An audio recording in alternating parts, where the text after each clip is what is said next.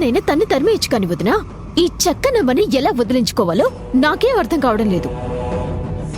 పైగా అత్తయ్య గారే స్వయంగా ఇంట్లోకి ఆహ్వానించి తీసుకొచ్చారు. అందుకే కదా ఒళ్ళు మండిపోతోంది. ఆ కనిష్కతో ఉంటే జీవితాలు మారిపోతాయి అనుకుంటే ఈ అవ్వి రాకుతో తలకిందులైపోయాయి. ఇప్పుడు కనిష్క మాత్రం ఏం చేస్తుంది వదినా? అది చేస్తా ఇది చేస్తా అని చెప్పి వెళ్లి జైల్లో కూర్చుంది. నిజమే ఐరేంద్రి, అభినేమైనా చెయ్యాలన్నా కనిష్క కూడా ఇప్పుడు మనకి తోడుగా లేకుండా పోయింది. అలా జరగడానికి కారణం అభియే కదా లలిత. బయట గుడిసెలో ఉంటేనే మనశ్శాంతి లేకుండా చేసేది, ఇప్పుడు ఇంట్లోనే తిష్టవేసి మరీ తీరిగ్గా మనకు తలపోటు తెచ్చేలా ఉంది. అందుకే బావగారు, మీ తలనొప్పి పోవడానికి, మండుతున్న మీ ఒళ్ళు చల్లబడడానికి చల్లని మజ్జిగ తెచ్చాను.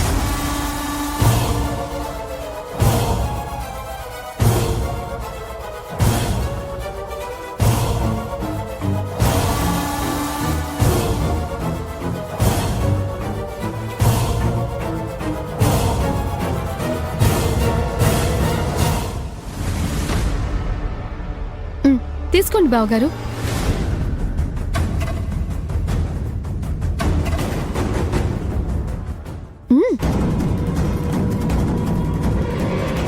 తీసుకోక.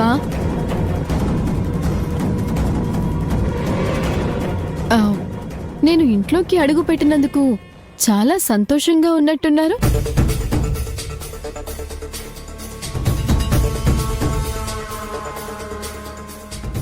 తాగండి తాగండి, మజ్జిగ వేడెక్కిపోతుందేమో.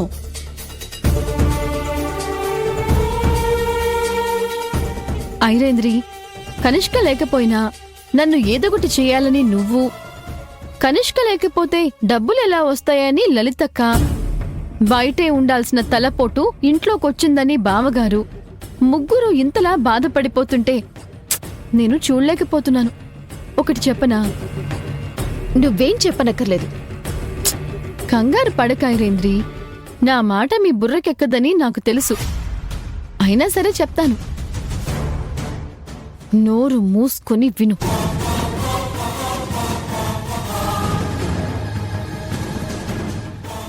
ఒక కుటుంబం సంతోషంగా ఉండాలంటే డబ్బే ప్రధానమని మీరనుకుంటున్నారు. కానీ డబ్బు కంటే విలువైన బంధాలు, ఆప్యాయతలు గురించి మర్చిపోతున్నారు.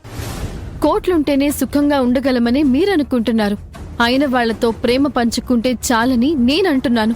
డబ్బుంటే కావాల్సిన వస్తువులు, నగలు, ఇల్లు, కారు అన్నీ కొనుక్కోవచ్చు. అవిచ్చే ఆనందం గురించి నీకేం తెలుస్తుంది? నిజమే, డబ్బు అవసరాలను తీర్చగలదు, వస్తువులని కొనగలదు, వాటితో వచ్చే చిన్న చిన్న ఆనందాల్ని కూడా పంచగలదు. కాని ఆ ఆనందం ఎప్పటికీ శాశ్వతం కాదు. ఇంత సోది వినాల్సొస్తుందని నువ్వేం చెప్పక్కర్లేదు అన్నాను. బుర్రలో పురుగులు తొలుస్తుంటే పరమాత్ముడు చెప్పినా వినర్లే. ఇలా అనుకున్నామో లేదో అప్పుడే మనశ్శాంతి లేకుండా చేయడానికి దిగబడ్డావు. మనశ్శాంతి ఉండాలంటే మనసు ప్రశాంతంగా ఉండాలి. మనసు ప్రశాంతంగా ఉండాలంటే ముందు ఆ మనసు స్వచ్ఛంగా ఉండాలి. అలా లేనప్పుడు మనశ్శాంతి ఎక్కడ దొరుకుతుంది?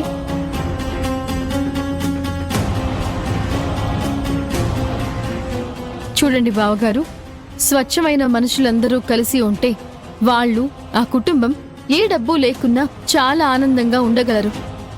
ముందు అలా స్వచ్ఛంగా ఉండటానికి ప్రయత్నించండి. నిజమైన ఆనందం, ప్రశాంతత అంటే ఏంటో అప్పుడు మీకే తెలుస్తుంది.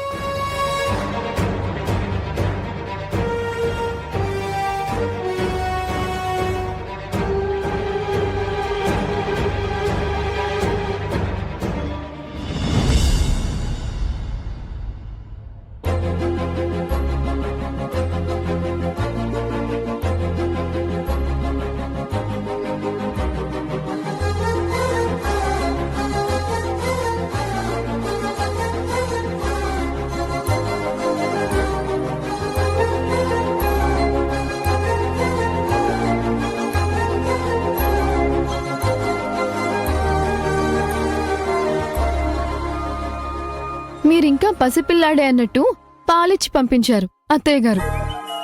పిల్లలు ఎంత ఎదిగినా తల్లిదండ్రులకి పసివాళ్లే. ఇంతకీ నీకెలా కనిపిస్తున్నాను? మీ చూపులు మాటలు ఎందుకో తేడాగా ఉన్నాయి. పోకిరి కుర్రాళ్ళలా ఉన్నారు.